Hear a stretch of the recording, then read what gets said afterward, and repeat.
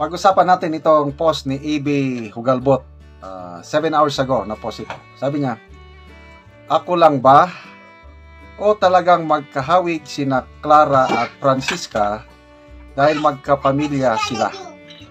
Clara si Attorney Claire Castro, Francisca si Franz Castro. Hindi ba lang niya yung pangalan? I mean, you look at them and they could really be mistaken for sisters. Ate ni Clara si Francisca, sa totoo lang, promise. Ayun, no? May picture, yung nilagay ko sa caption. Yun na yun, ginawa ni E.B. Hugalbot. Tingnan yung maigi sa thumbnail natin. Ano, may pagkakahawig sa mukha. So, people who reacted. 2,300, 1,900 ang tumatawa. I don't know sinong tinatawanan. Tinatawanan ang pagiging magkahawig sa mukha.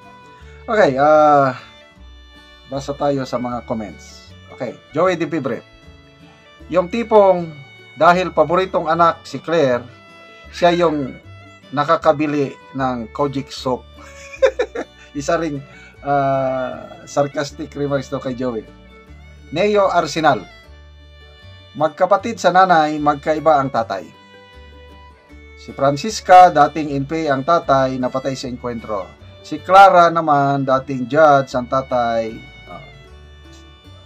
Jason Estrada Riodique.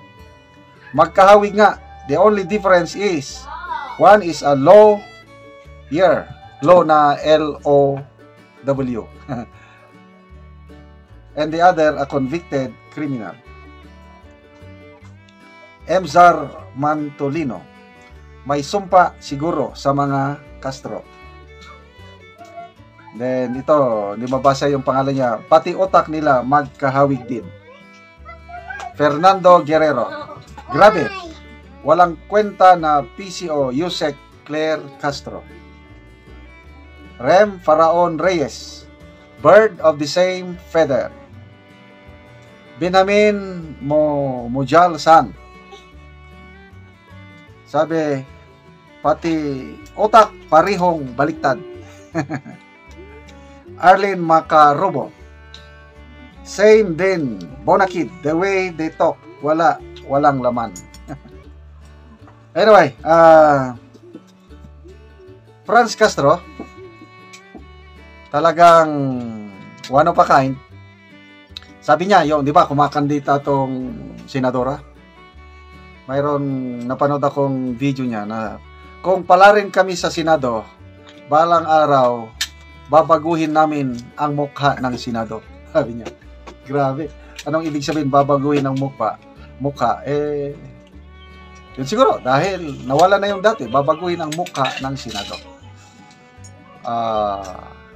Ilang beses na nilang, sila, yung Makabayan Black, ilang beses na silang nag-try na magkandidatong senador. Yan, sina Teddy Casino, sina Nery Colmenares.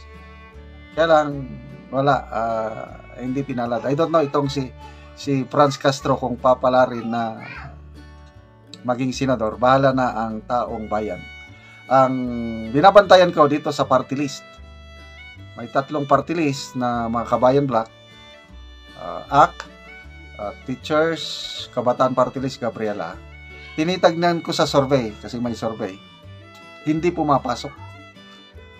Wala sila sa top 10, top 15. Actually, noong 2022, hindi sila nakakuha ng required niya 2% of the total number of votes cast. Supposed to be, wala na silang seat. Kaya lang, dahil may computation ng Supreme Court, so, ayun, kahit wala silang 2% sa total number of votes cast, nakapasok pa rin yung 3.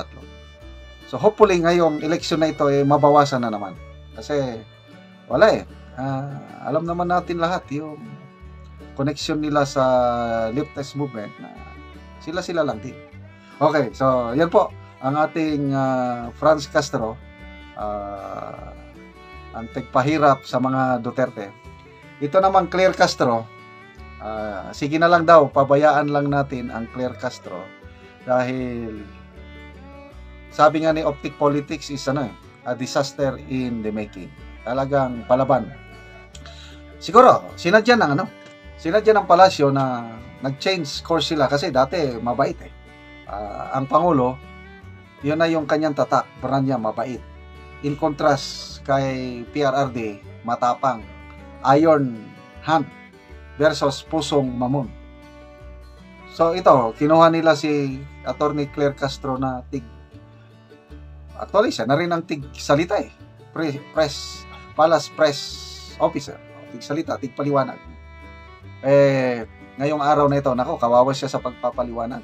Dahil sa I don't know anong klaseng desisyon.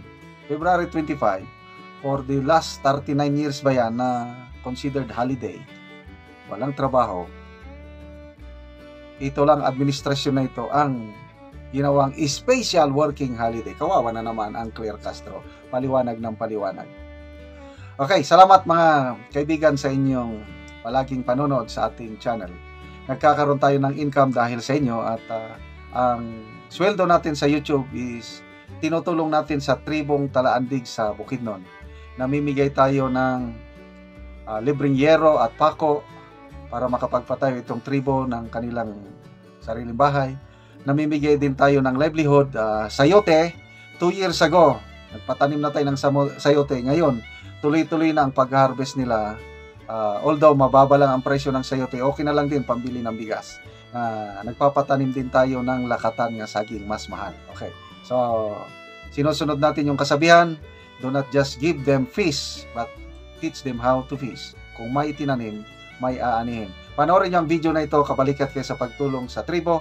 Ituloy nyo lang ang inyong panonood, lalo na ang hindi nyo pag-skip ng ads. Una naming tanim na sayote at nagpapasalamat po kami ng nanonood ng video sa kanilang tulong sa amin na ito, mayroon ng bunga ng aming mga sayote nung unang aming mga tanim. Pasalamat po kami sa inyo sa pagtulong ninyo na ito, makaharvest na kami at makabinta na. Makabili na po kami ng bigas. Ito na po ang bunga ng aming mga sayote. Ito po, nag-harvest na po kami. Salamat sa Panginoon sa tuloy-tuloy na pagsuporta ninyo sa amin.